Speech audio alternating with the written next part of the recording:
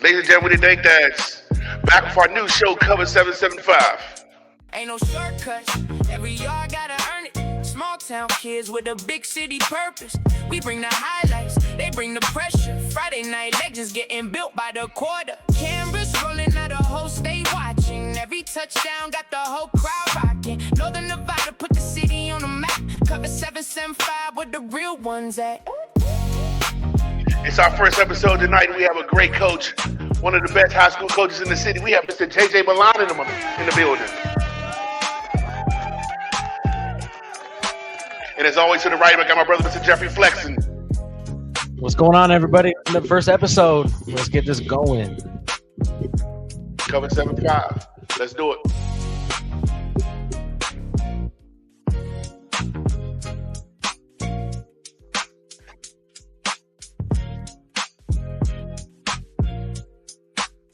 Ain't no shortcuts, every yard gotta earn it. Small town kids with a big city purpose.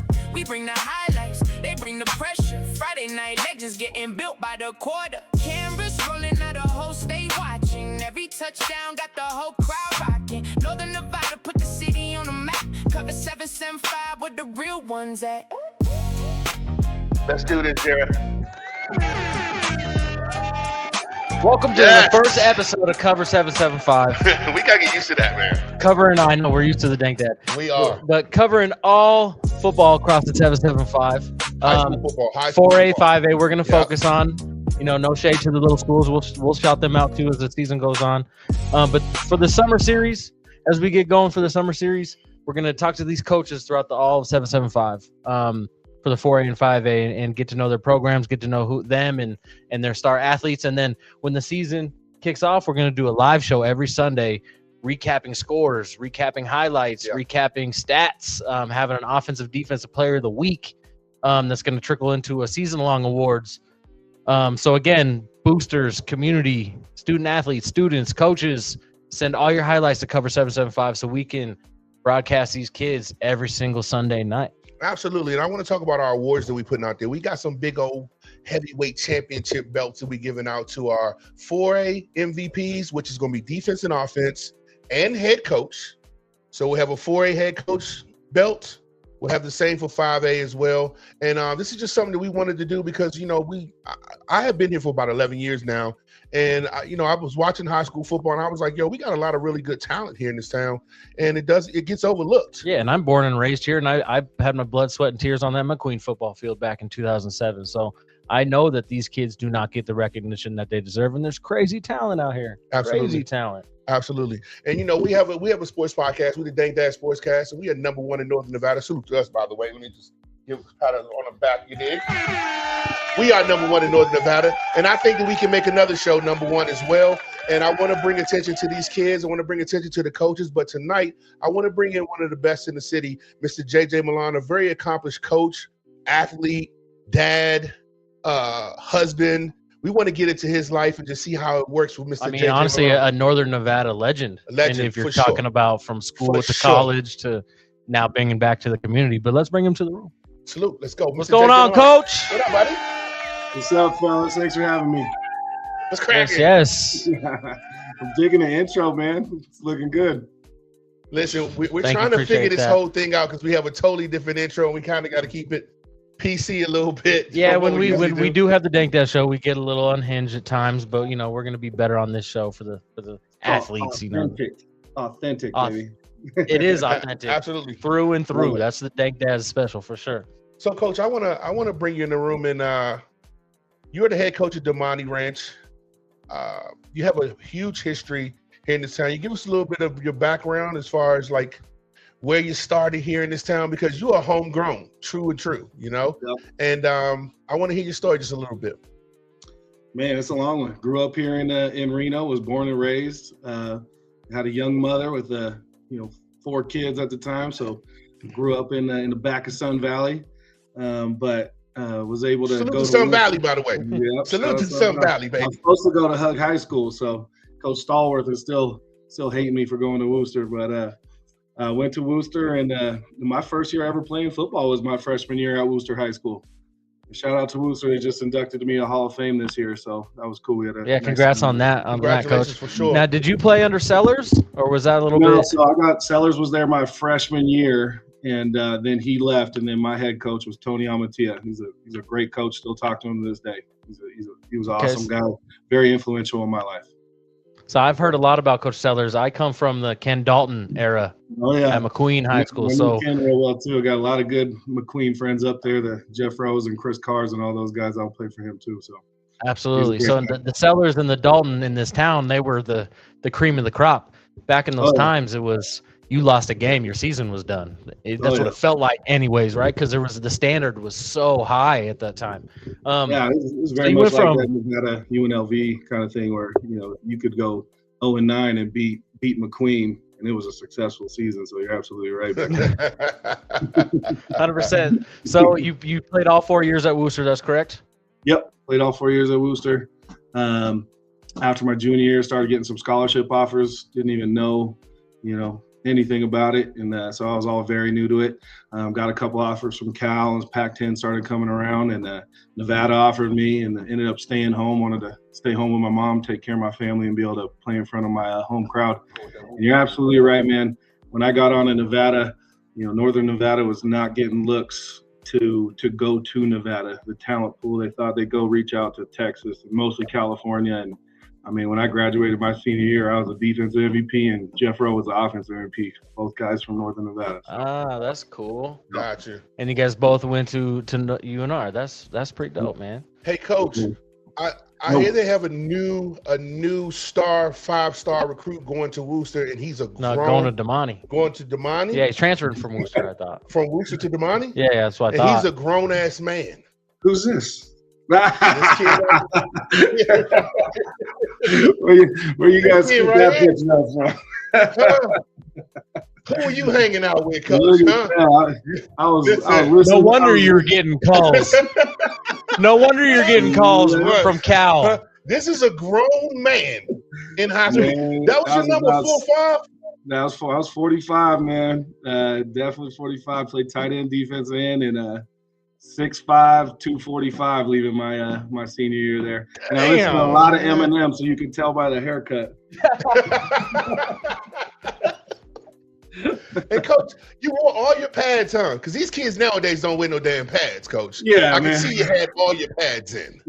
These kids, I mean, they try to look really good out there, and how it just changes over the years what's popular on the field. But back then, man, we threw all the pads in there because we used them. Now listen, you talking about the real Slim Shady. Now this kid right here, we talking about the real Slim Shady. All right, he was the real Slim Shady. Where are you getting these pictures? Don't worry about it. Don't worry about what we get the Dank Dads doing homework a little bit. We just getting started, buddy. Oh my God, that was my freshman year. So I lived in this 2-bedroom apartment. This one right here that I grew up in with 4 kids and my mom and stepdad. And this is my freshman year, number 77. Right off of 8 Mile in Sun Valley. Right off of 8 Mile in Sun Valley, baby. Holy cow. Listen, I need to get that. I got to show this to my kids. I haven't even seen that picture. I want to shout your mom out because mom did good, man. Mom made lemonade out of lemons, baby. Give your mom some love, bro. Yeah, I mean, she had my sister when she was 15, me when she was 17, married my dad, and then got divorced, and married my stepdad when I was 12 or something like that, and raised us kids. She adopted 2 more children after I was already out of the house. I mean, she is heaven sent. And great thing now too is I own a business here, and it's actually in Carson City. It's an insurance business, and I hired my mom. She's my number 1 agent at the business. Absolutely, so absolutely. Family. So. Yeah, well, to give a little bit of our secrets, we hired your wife, and she gave us those photos. Listen, I reached out. Yeah, I told her to keep it on the low because we got to give the little shock factor. That's why we're number 1, man. We appreciate her for coming through with those. I am shocked. That picture is hilarious, man. 77. That's nasty too. That's that O-line number. I don't like them O-linemen. Nobody liked that. Nobody wanted that 77. No.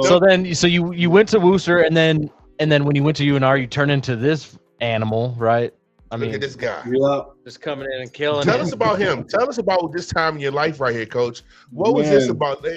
And I want you to explain the whole process so these kids can hear where their coach came from and understand what your mindset was to get to this place where you making plays on a major stage in Division I football.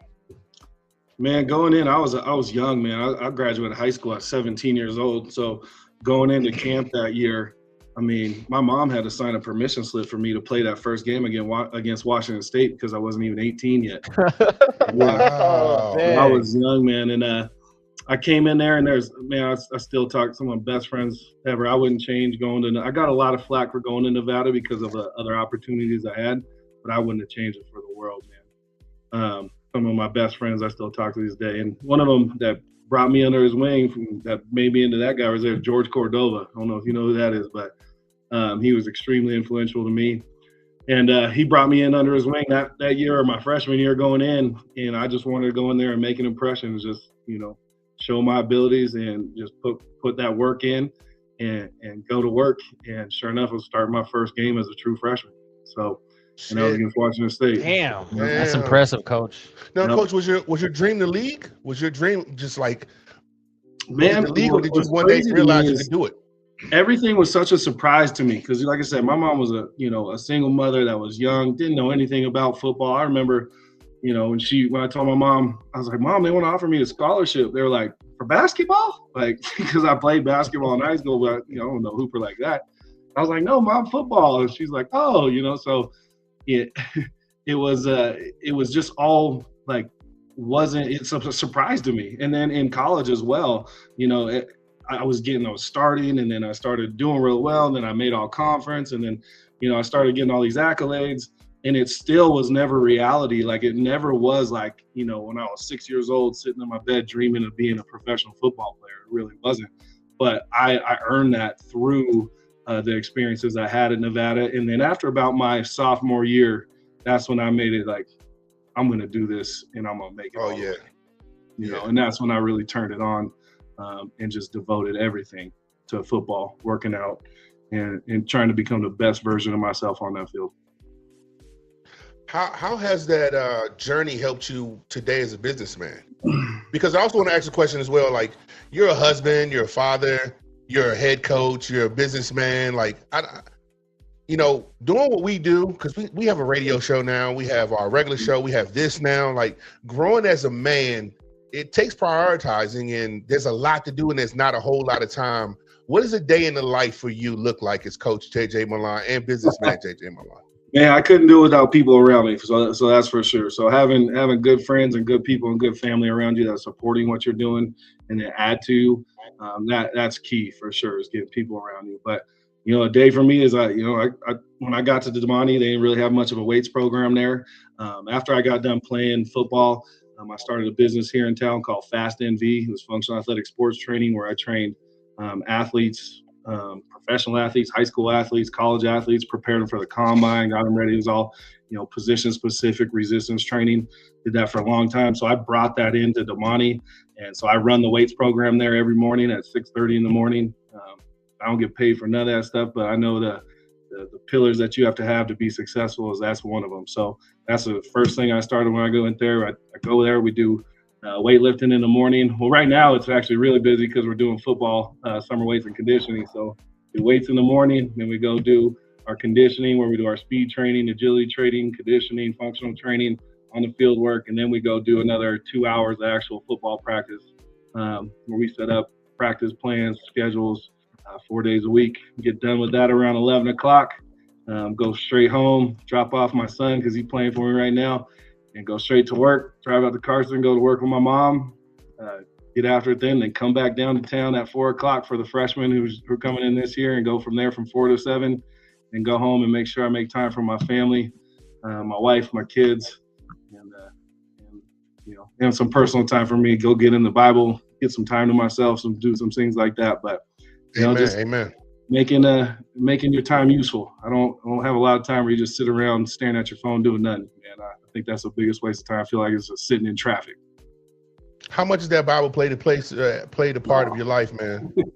Man, in and out my whole life for sure. I was raised by my mom in the church, and I discovered Jesus Christ real early in my life. And then, as a young man in college, you turn away and kind of lose your way. But God always finds a way to reel you back in for that last sheep. The 99 that following. There's that one back there. So, I mean, it's the greatest decision in my life. My greatest decision in my life that I ever made was to follow Jesus Christ.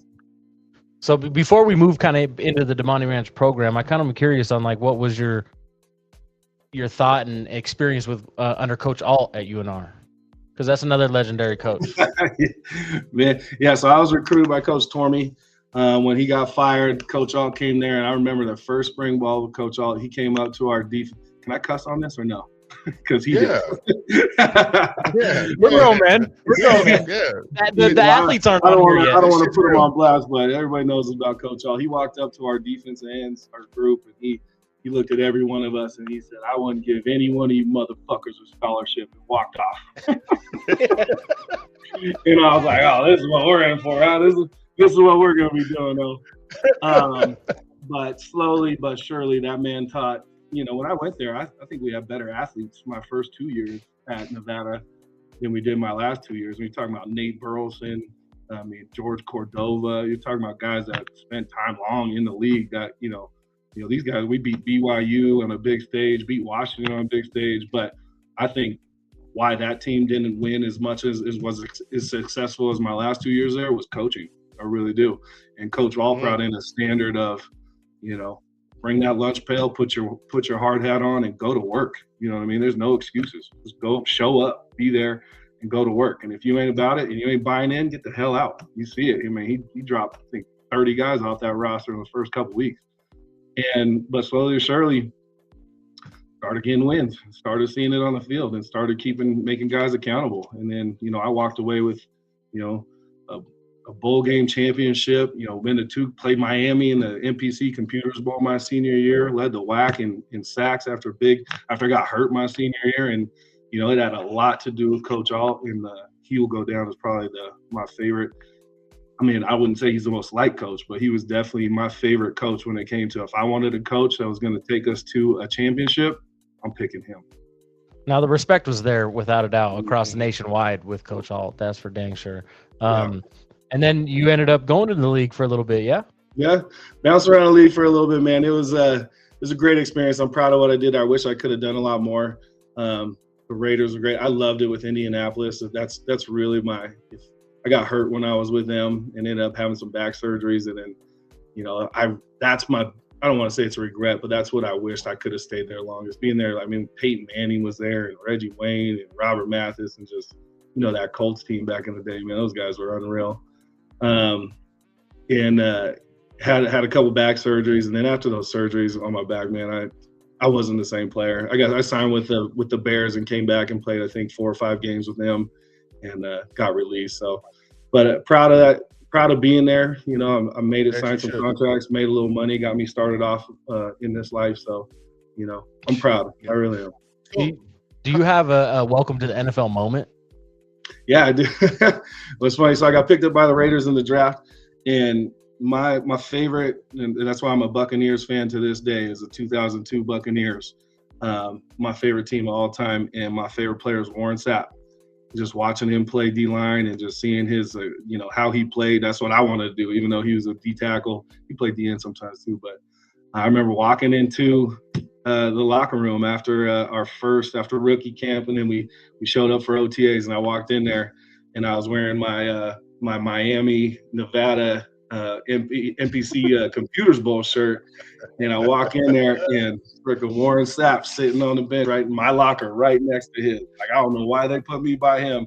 Figured so he could talk shit to me the whole time. But as soon as I walked in, he saw that shirt, and he just started grilling me about how Miami's this, Miami's that. So, and seeing him, I was just like, no way. I just walked into this thing. I'm on the team with Warren Sapp, and he's next to me and talking shit to me about college games and stuff. So that was a big wow moment for me, for real.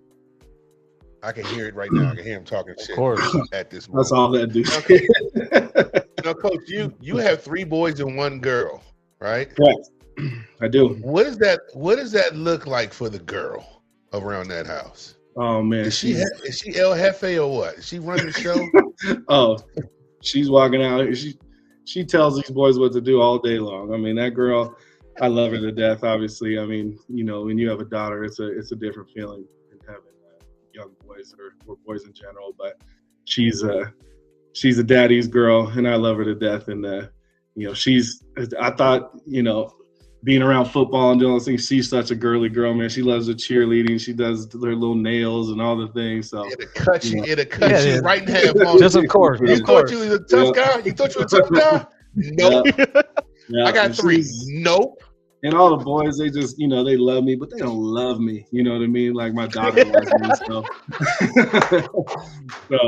you know, that's where I get the most attention from, is from her. So yes. Yes, salute to you. Hilarious. Now, do all the boys play football? Yeah, man. All these freaking boys are dogs, man. They're great in their own way. You know, starting with, you know, getting into them, I started coaching Pop Warner football when my oldest son, his name is Maya. He's named after me. His name's Jeremiah, but we call him Maya. Maya was 8 years old, and we started coaching some Pop Warner team with him. And you know, not to discredit anybody, but you know, if anybody's coaching, you know, my kids, it's going to be me. And so I took over those coaching jobs and started. And then also I own that business, Fast MV. So you know, my kids, Maya, Jonah's my second one, and Remy's my third one. And they've been working out and training 40s and broad jumps and vert jumps and squats, cleans, deadlift, all the things. They've been doing that since they were 2 years old, bro. So these guys, man, they grew up in that gym and know how to put in the work. They all wrestled. I mean, all of my kids are state champion wrestlers, and you know, they love it. And I'm glad I gave them the opportunity, especially when they were young. I said, hey, I'm going to show you how to do it. I'm going to make you work out this amount of times, but once you hit 6th grade, it's on you. You know, it's your choice. You want to do this, I'll give you every resource, every opportunity. I'll pay for coaching. I'll teach you everything. I'll coach you myself. I'll do everything for you. And you know, they've really taken that in, especially my oldest and my other one, Jonah. He just turned 14. They're all following in my footsteps, and I couldn't be more proud of these young men. And they're all dogs in their own way, man. And how old is the oldest one? He's 15. He played for me last year. He was number 1 on our team as a freshman. He played last year. He played varsity football, basketball, and baseball as a freshman. He's the first freshman to ever do that at Damonte. Yep. He made all region as a freshman football player at tight end. He made all region in basketball. And he also played varsity baseball as well. So, he did great, man. He's a big dude like me. He's like 6'3", 200 and something right now. He just picked up, I think, his 4th offer from Washington State, Idaho. Nevada just offered him, so that was pretty cool when it's actually. So awesome. He's already getting some attention from colleges, and you know, he's got a bright future, man. All my kids do. How do you manage the coach cap versus the dad cap? Do you juggle that at all? At first, it was a little harder, but you know, the hard thing about having a kid on the team and coaching is I have to coach him harder and be meaner to him, and I gotta critique him more and criticize him more than anybody else. I gotta be harder than him than anybody else on my team. That goes for all my kids, because if I don't, it's that daddy ball. It's that nepotism. Of course, especially if he's a freshman playing on varsity. That's all Jeff talk about is daddy ball. This, daddy ball, that. Daddy ball this, daddy ball that. But you know, you can't really claim daddy ball when the whole team voted him MVP as a team, not me. His high school team voted him MVP of that team. And so, you know, well-deserved too. So it's actually co-MVP. So, but, you know, knowing the difference, and when he's out there, he don't call me dad. I'll tell you that. He calls me coach, and I'll get on him just as fast. And, you know, it's almost easier for me because I don't feel bad when I do. And I can smack him upside the head and do whatever I want to him and not get in trouble. So. Now I watch and that's where, I mean, shameful plug for Coach Dalton. My senior year, he got into some issue with a kid that messed up when drinking underage. Yeah. And Coach Dalton may or may not have crossed the line in a parent's eye. And he got suspended for my senior year playoffs. And so I can understand that you have definitely a lot more leeway with the booster with your own child versus the other kids. Well, I also too, I think things are so different now. Like, oh yeah. I played in the national rank. Yeah, I played in national in high school. I'm sorry, go ahead, Coach. No, you go. Sorry. And we had coaches that did not care about anything. You know, we would practice until 9 o'clock at night, and parents didn't say anything as long as we were winning major national games. They didn't give a damn. We were at a Catholic school in the Washington, D.C. area. We had nuns that would, you know, help you out in the classroom every now and then when you needed help.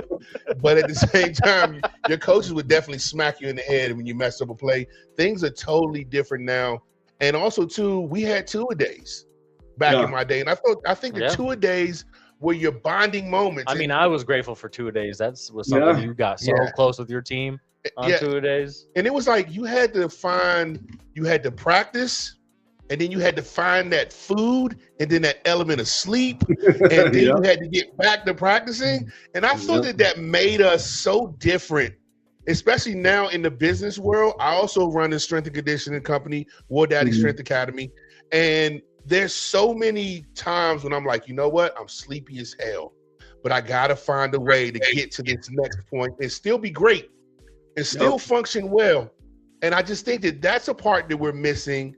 And I think that also, too, you can't coach the same. There's a little bit more coddling now in the game. What's different for you that you wish, like, boy, if I was back in my time, we talk about it all the time, man. I mean, we still had, we had triple days, bro. Like I remember my first year at Worcester with Coach Amatia, that was probably the hardest triple days. We did 3 practices for a week. I remember, just how you're saying, practice, eat, sleep, practice, eat, sleep, hang out with your friends in the locker room, sleep on the ground, folding up towels, laying in the weight room on the floor, sleeping in between practices. And then, we stayed at we had houses that we stayed at. So we went and, you 6 guys are staying at this guy's house. Yeah. All week, and you're right. It's bonding. And, a lot of stuff we learned is being tough. This game, if I had to pick one attribute for any player to have, is toughness. And that's physical and mental toughness. And that's what that did is, putting your body and your mind through some shit that, is hard to deal with. And then you get through that, you get stronger and you get better. So you need more situations for that to come up. You need more scenarios. You need to be battle tested. And what it done with, nowadays you don't get that much time out on the field to really put these guys through that. And then at the same time, it's, it takes one parent to really ruin it for everybody else. Because I think a lot of people are on the same page where they want their kids to go through some stuff and they want them to learn these lessons. Because just how you were talking about, how I do it in business and how you're the same way. Look why you guys are successful. It's because you learn this stuff playing football of how to deal with adversity, how to be resilient, how to maintain composure. These are all things learned on a football field. You learn that on a football field and then go into life, you're going to be successful. And so, taking that, stripping that from them is tough. You kind of got to do it in your own way. You got to push them mentally and physically but just riding that line without ever crossing it, and I think I've done a good job so far. I've only been suspended once, so we're good. Salute to that. Now, Coach, here's the thing too, is that back in our day, you couldn't be sensitive at all. So my middle linebacker was Jamal Williams. He played for the San Diego Chargers, went to Oklahoma State. He's probably used to be a Hall of Famer, but he's definitely going down in the San Diego Hall of Fame in NFL. I had a lot of big-time D1 guys around us that were seniors, but when they felt like it was time to play a prank, the prank was going to be played.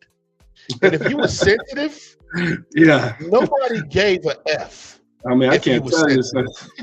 You can't tell you. I'm sure you too. You can't say some of the stuff that we made some of these freshmen do, or what I had to do in high school and things like that. If that was nowadays, and we didn't have that one parent.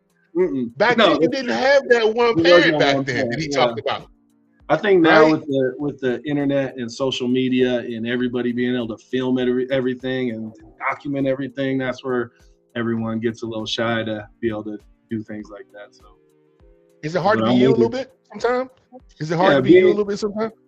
Yeah, to be myself, when I want to let loose and start screaming and get into it, and it is tough because you got to reel it in because you don't know, like, hey, I don't know if they're able to take this and be tough enough to work through it, and so you kind of gotta. That's what being a good coach is, though, too. Recognizing your team and recognizing who you could do that to and who you can't, and You know, when to push and when to put your arm on their shoulder and let them know you love them too. But now these kids, though, they are using the social media to bond a lot in a whole different way. I remember back when I was a senior, junior, and it was the seniors were super tight with each other and the juniors were super tight with each other, and we intermingled a little bit. The classes were the classes. And now these kids are sharing each other's posts left and right. It could be just a kid at his house posting a picture, and the whole team shares a damn photo across all social media. So I was pretty impressed with the uniqueness of that and the bonding that brought on just a new age level. Like I was really impressed with how close these kids were based on, and it's traveling across the city because the social media is doing that. Yeah. So where all these kids at different schools really, like, we didn't talk to Damonte kids, we didn't talk to Reno kids. They were enemies through and through. It's just what it was. Mm-hmm. But now these kids are so close all the way across the board. It kind of blew my mind, to be honest, this last year with following McQueen on how much these guys share each other's stories and all of that. Yeah. It was pretty cool to see. It's just a different level of bonding. I say it too. Even I'm not a big social media guy. I mean, I'm a little old school. You know what I mean? I don't like it. I don't really have a Facebook and do all that stuff, but I see why people do and building your brand. And you do see these guys. I mean, when one of our guys has success or something like that, you see across everybody's timeline, share. You know, it's a good way to build team chemistry. It really is. Let you know you got your brothers back and build some team camaraderie with that for sure. It's a good way to get your name out there and be seen as well. So I want to start with this because I want to go into football a little bit. Okay. Coach, one of the biggest reasons why we started this show is recruiting. There's so much talent here to get overlooked. They go to the South and they play games with a lot of our players here in town. A lot of these recruits, a lot of these scouts from a lot of colleges. And I don't want to say they play games, but we're not taken seriously just yet. And I think here at Cover 775, I definitely want to be that catalyst. We definitely want to be that catalyst to bring this out. And we got a lot of plans this summer. We got some camps. We got some one-on-ones. We got some 7-on-7 stuff that we doing this summer. But there was a camp at UNR not too long ago. I saw your son there. But what I thought was really cool was that there weren't a whole lot of, and I'm not criticizing anybody, I'm just giving him his props for what I saw. There weren't a lot of head coaches there at this camp. And, you know, these kids pay to be there on their own. Mm-hmm. But the first thing I saw JJ Milan do when he got into the building, into the venue, he walked across the field, he made his presence felt as a coach. And I just wanted to salute you right away, man. He used all 6'5". He used all 6'5" to look down on the coach and shake his hand. And, how you doing? That's my son over there, man. Okay. You know? And then the son didn't disappoint. He came out the woodwork like, yeah, I'm his son. You're like, okay, yeah, all right. That works. You know what I mean? Not looking at a bum here. It's legit. And I think that's what it's going to take for us to bring back that era of when we got a bunch of big flow of big time schools coming from here, because we do have a lot of talent. You got a great quarterback. You got a lot of young players right now that look really good out there.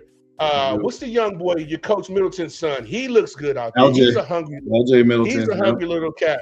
Your quarterback, give him a shout out too. What's your quarterback? Christian Deal, buddy. He's the real deal. He's the real deal. And your son is out there. And I just want to say, man, that your head coach has to be a marketer of his guys that have earned the right to be marketed. And I was very happy to see that head coach walk out there, not just because it was his domain and where he came from. He went out there and let them know, hey, listen, this is what I'm bringing to the table. This is my gang. And listen, I'm out here to represent for him today, man. And salute to you for that. And what's the vibe for this season for you? What's your goal and what's the vibe, man? What do you want out of this season? Well, I mean, first of all, going on that field and going, I have to be assertive for these young men. They need someone that go there, represent them. And it's not just my son. It's anybody that deserves it, that's putting in the time, that has the want and the drive and the ability to play football, whether that's Division 1, 2, or 3. So, when I came here, I told these kids that I'd give them the best opportunity. I mean, I have some resources, my roots, spread out a little bit, and I know some college guys and some things around, but being able to bring colleges in here and talk to these guys and, getting guys recruited early has been a blessing for these kids. And And that's something I'm going to continue to do with Northern Nevada because, I wasn't looked over, but, as you saw my high school picture, kind of looked the part. But these guys, they don't have enough. We get looked at as like, kind of like pushed off or rubbed off, pushed off to the side, like, they're all right, but they're not great. You know what I mean? Or, we have just as many, not maybe as many, but just as talented kids in Northern Nevada as anywhere. There's just more of them. You go to Vegas, they got, million some people down there, and there's just more dense with those kids. It doesn't take away from them. It doesn't take away from we have the same, distribution of kids that could play just at a smaller level. You know what I mean? They got 30, we got 10. It don't matter. You know what I mean? If we have the same amount of kids, we'd have the same amount as you.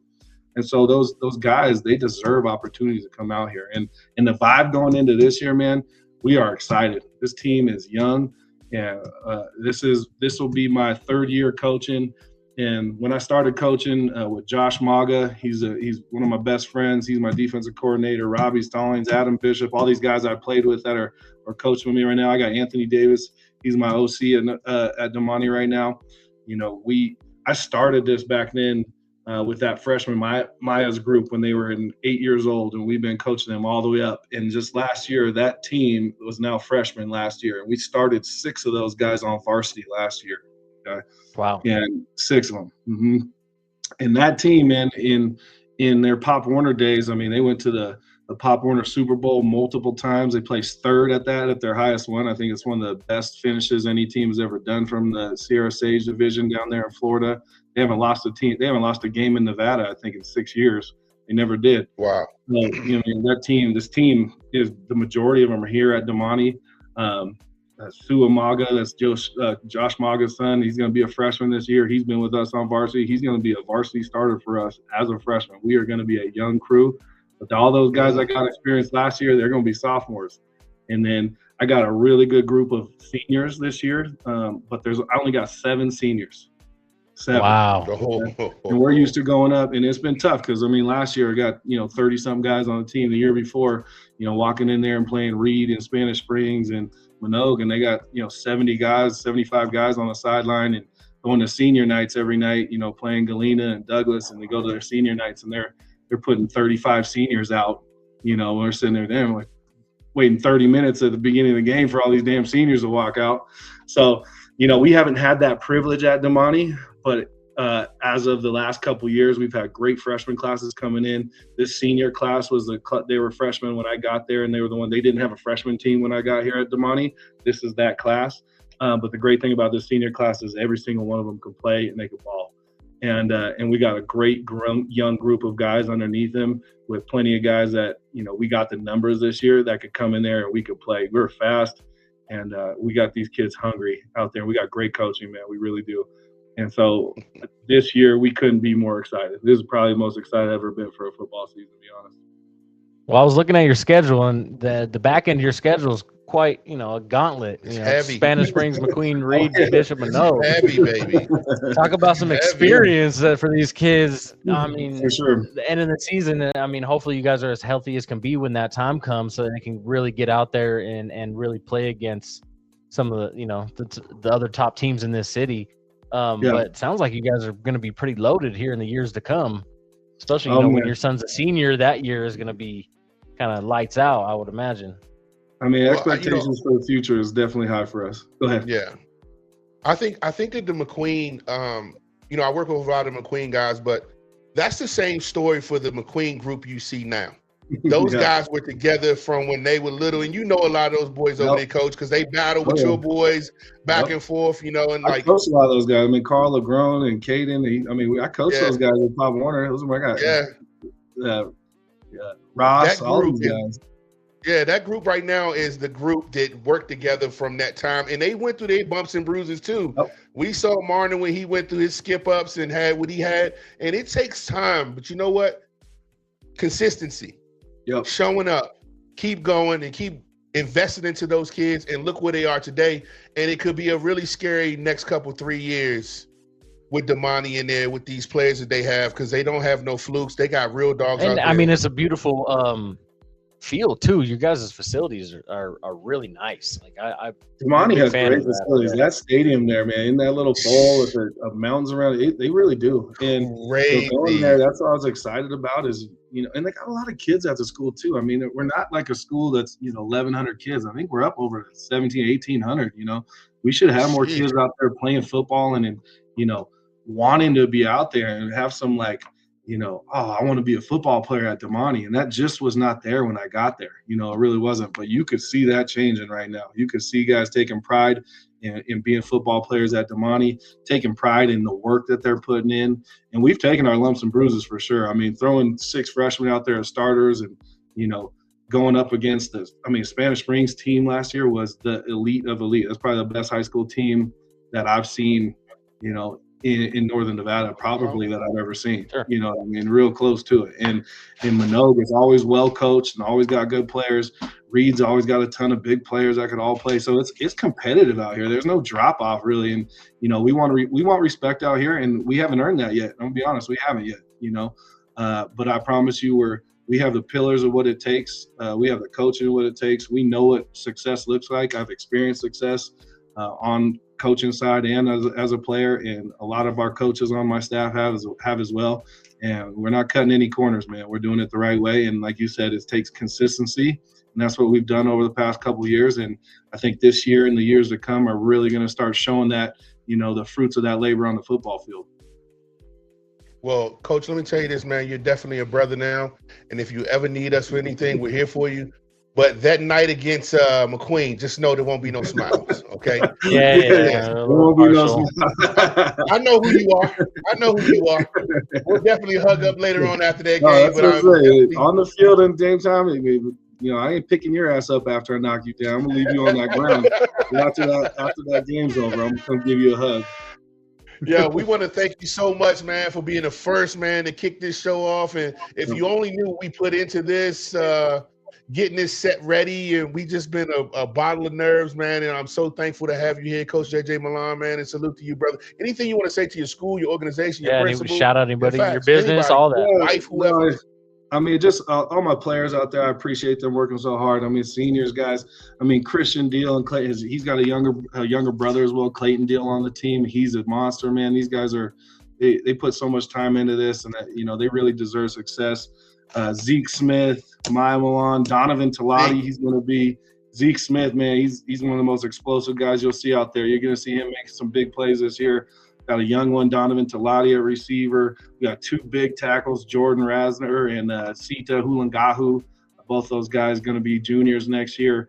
And they're both over 6'5", 300-something pounds, getting recruited as well. LJ Middleton, that guy. Senior Ezra, he's our middle linebacker. He's going to be a monster. Shane, he's the returning 3-time state champ in the high jump. He's getting recruited. My freshman Suamaga coming on with Josh's son. He's going to be phenomenal for us this year. Clay and Riker, all these guys. We just got kids that are working hard that I'm so proud of, and I want none of us coaches go on that field and make any plays. I'm not going to make one play this year. It's going to be these guys out on the field doing that.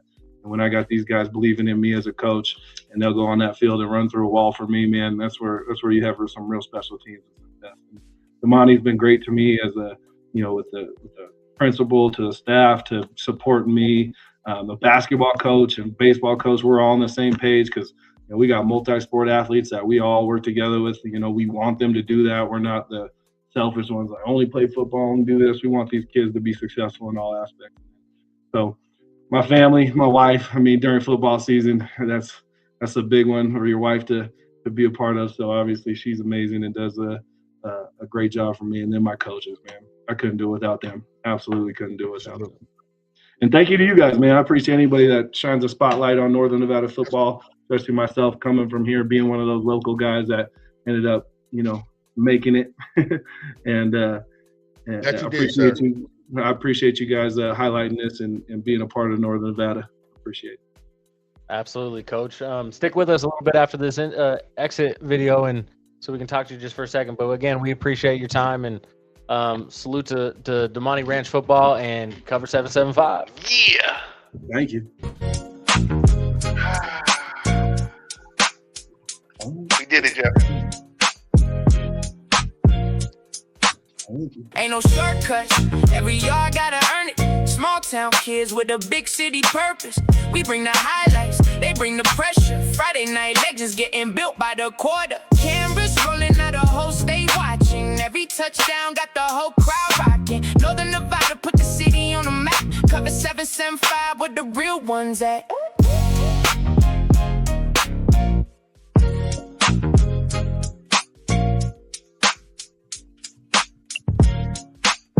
We're here every Sunday. Salute. We're out.